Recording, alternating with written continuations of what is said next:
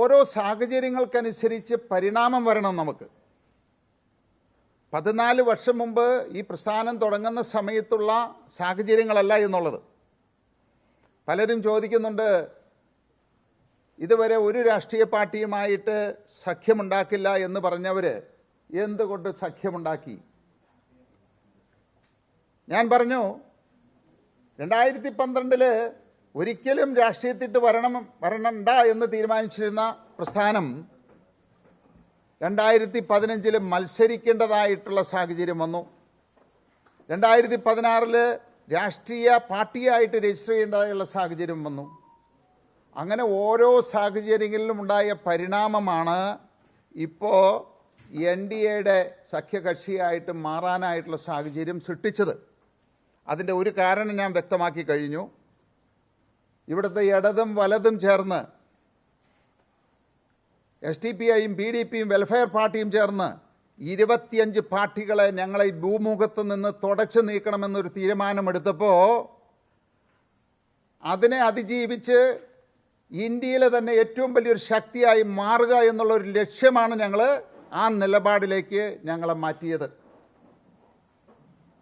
അപ്പോൾ ഒരുപക്ഷെ അന്ന് തുടങ്ങിയ അതിൽ നിന്നുള്ള സാഹചര്യങ്ങൾ മാറി ആ ഒരു പരിണാമം ഇന്നത്തെ ആധുനിക സമൂഹത്തിന്, യുവതലമുറയ്ക്ക്, ഇന്നത്തെ ടെക്നോളജിക്ക് അനുസരിച്ചുള്ള ഒരു മാറ്റം, ഒരു തീരുമാനമാണ് ഇക്കാര്യത്തിൽ ഞങ്ങൾ എടുത്തത്.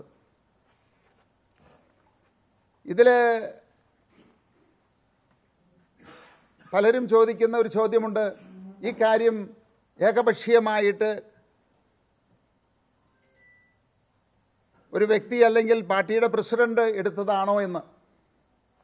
കാരണം ഇത് കഴിഞ്ഞ ദിവസം ഇക്കാര്യത്തെപ്പറ്റി പുറലോകം അറിയുന്നത് തന്നെ ഇതിനു വേണ്ടിയിട്ടുള്ള പത്രസമ്മേളനം വിളിച്ച് ആ സമ്മേളനം നടക്കുന്നതിന് 15 മിനിറ്റ് മുമ്പാണ്.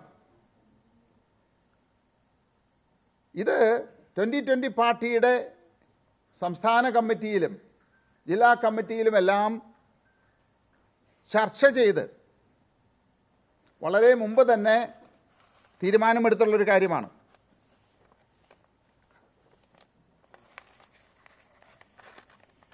ഈ ചർച്ചയിൽ പലരും സ്വതന്ത്രമായിട്ട് തന്നെ നിന്നാൽ മതി എന്നുള്ള അഭിപ്രായക്കാരുണ്ടായിരുന്നു. UDFൻ്റെ കൂടെ ചേരണമെന്നുള്ള അഭിപ്രായമുള്ള ആളുകളുണ്ടായിരുന്നു. എന്നാൽ LDFൻ്റെ കൂടെ കൂടണമെന്ന് ഒരാൾ പോലും അഭിപ്രായമുണ്ടായിരുന്നില്ല.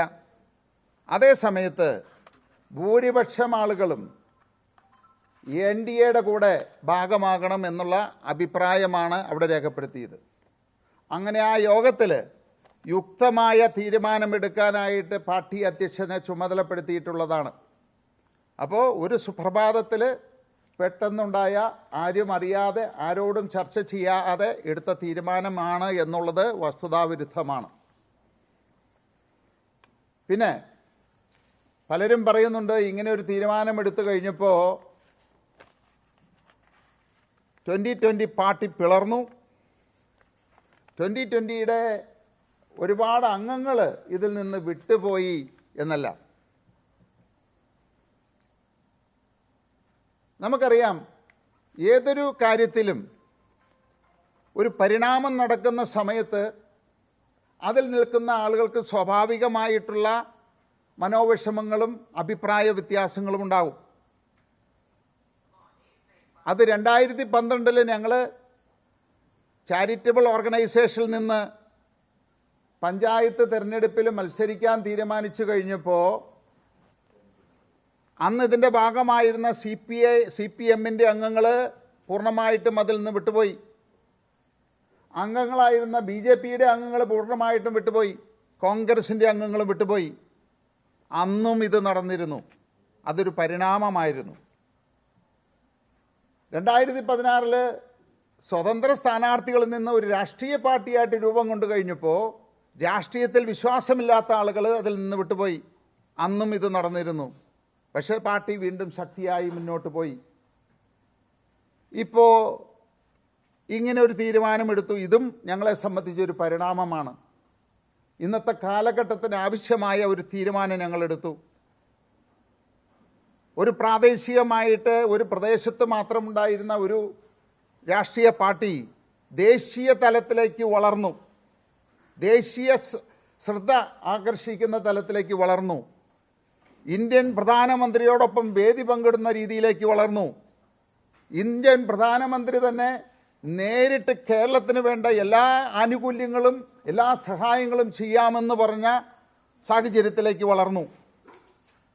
അപ്പോൾ ഞങ്ങളിവിടെ ഈ ഒരു സഖ്യത്തെ കാണുന്നത്, ഈ ഒരു തീരുമാനത്തെ കാണുന്നത് കേരളത്തിൻ്റെ വികസനത്തിനുള്ള ഒരു കുതിപ്പായിട്ടാണ്.